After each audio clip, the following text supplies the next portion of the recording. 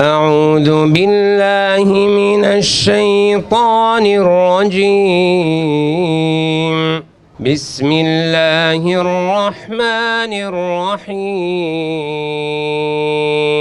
استعينوا بالصبر والصلاة إن الله مع الصابرين ولنبلونكم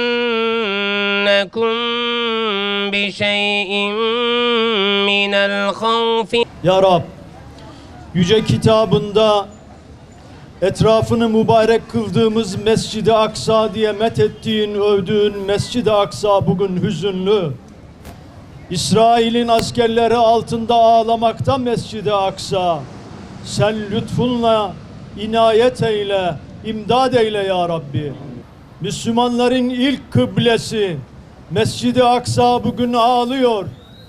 Filistinli kardeşlerimiz orada görülmemiş bir zulme maruz kalıyorlar.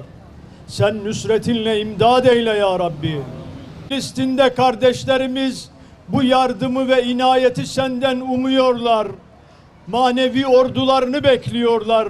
Sen mahrum eyleme ya Rabbi. Kabulü için, Allah rızası için. El Fatiha. 3 günlük Batman'da Atatürk Parkı Eski Yılmaz Güney Sineması'nın olduğu yerde kermes açmış bulunmaktayız. Malumunuz Filistin'de yaşanan büyük bir dram var, büyük bir zulüm var. Orada çocuklar, kadınlar hepsi katlediliyor. Hiçbir sivil gözetilmeksizin büyük bir zulme uğruyorlar ve büyük bir katliama uğruyorlar.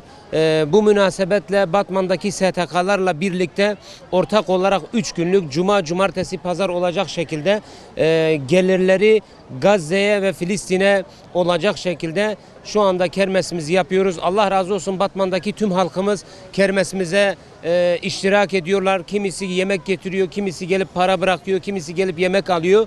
Yani her şekilde, kimi su getiriyor.